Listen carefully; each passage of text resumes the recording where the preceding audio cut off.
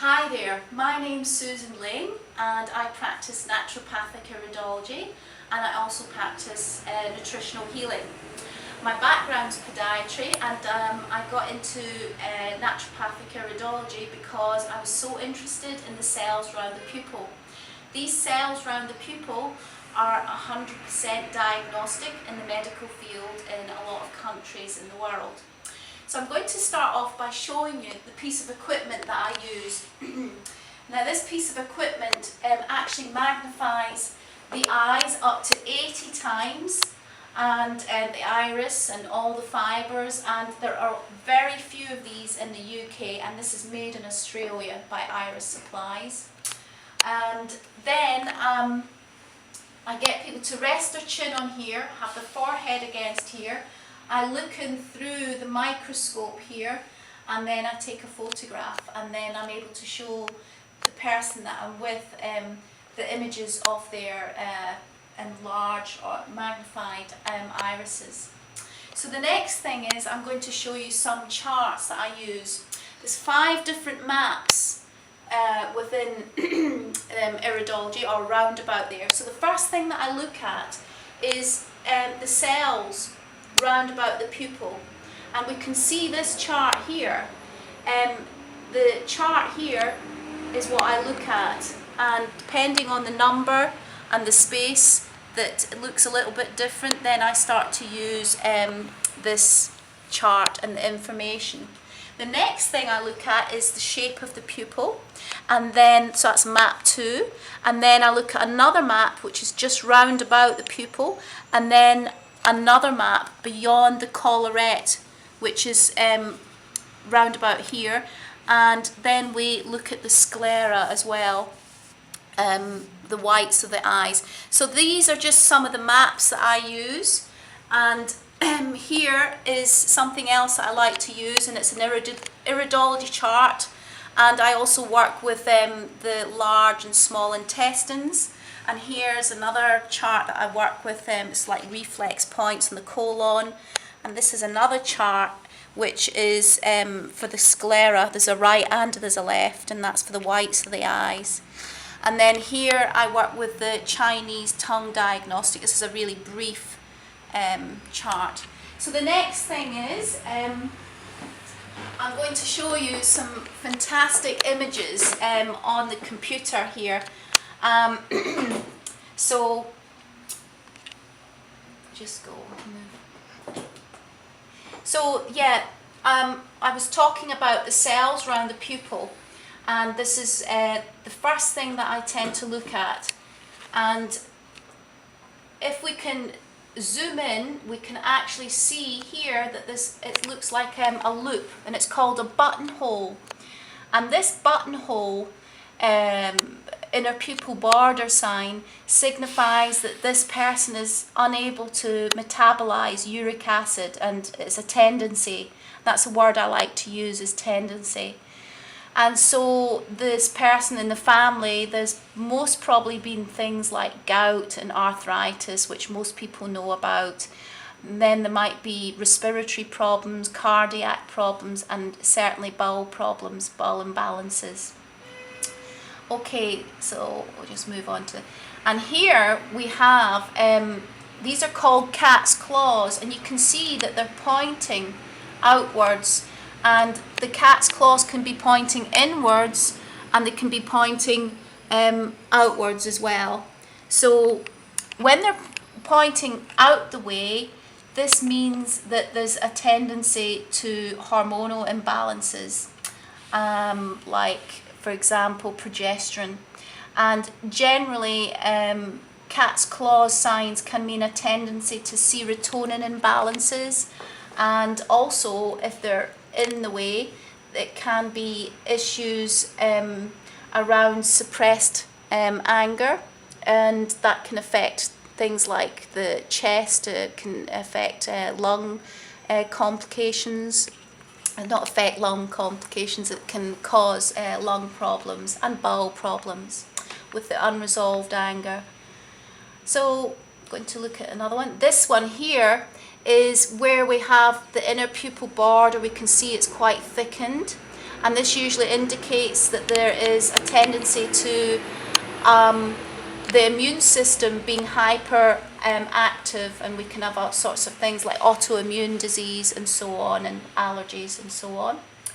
And here, if we come in really closely, we can actually see that the inner pupil borders are this slightly grey, almost like white, and this indicates tendency to osteoporosis.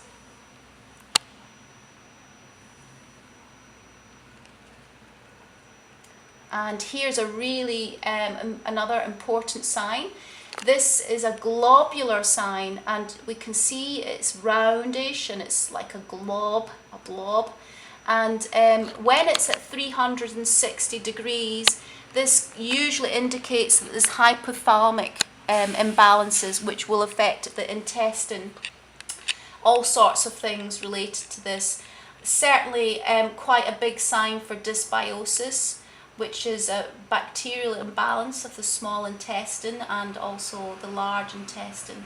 And there might be associated symptoms like depression, which you could understand, and also gastritis and so on. And some more. The next thing we're going to look at is we're going to look at the pupil flattening. And the pupil flattening is where there's flattening in certain areas of the pupil.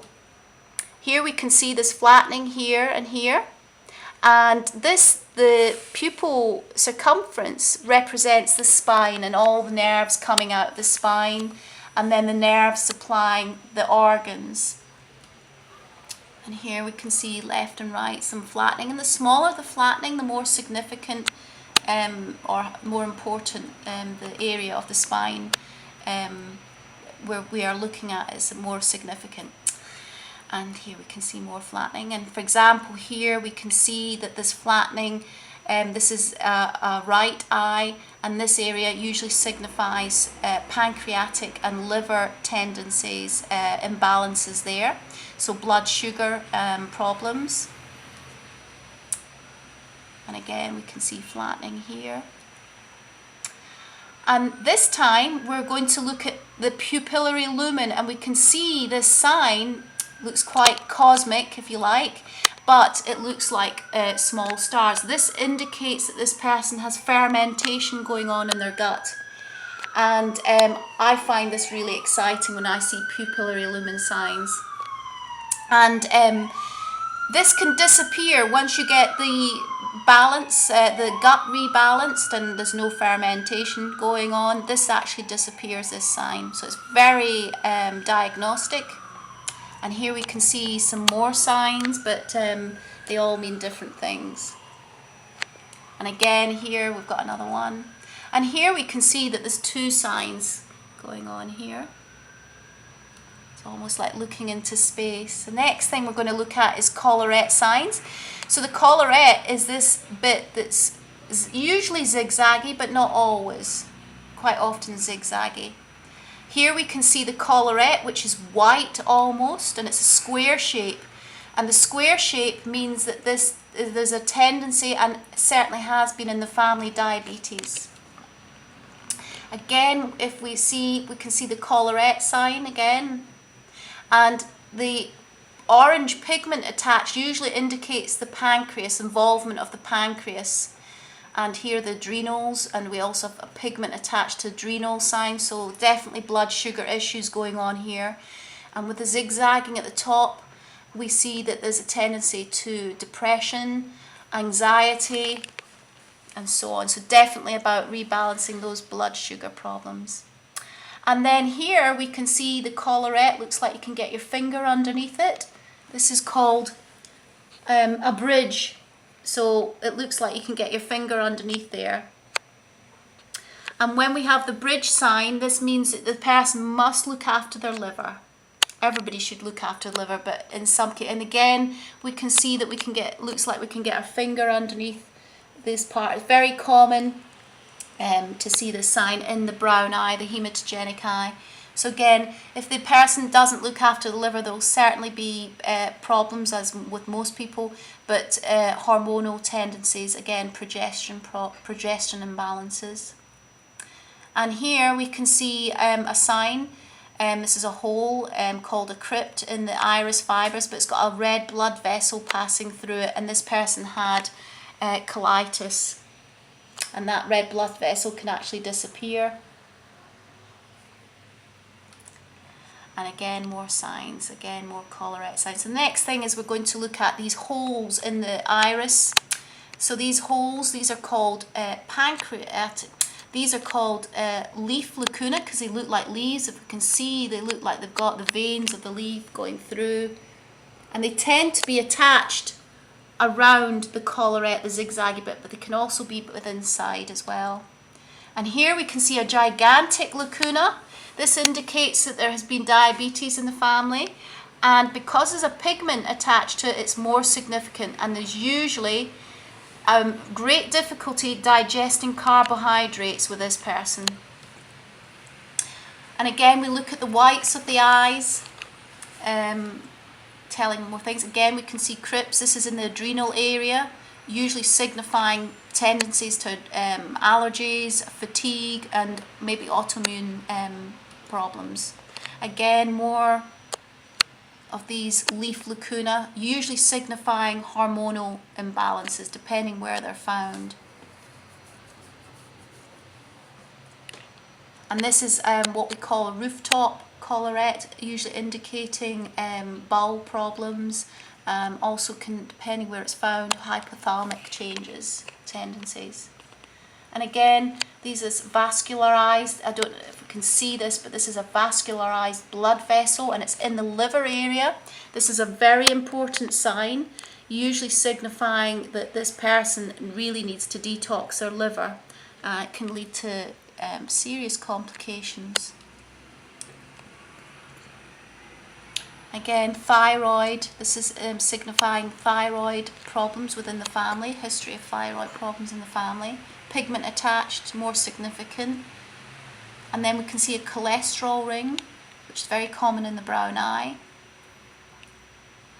And again, another thyroid lacuna. And this is a prostate sign here. It's in a man who had prostate cancer, and he had a very poor diet, very high in red meat and very high in sugar, refined sugars. And then here we have a uterine sign. So I actually sent this person off for scans to look at the possibility of uterine fibroids.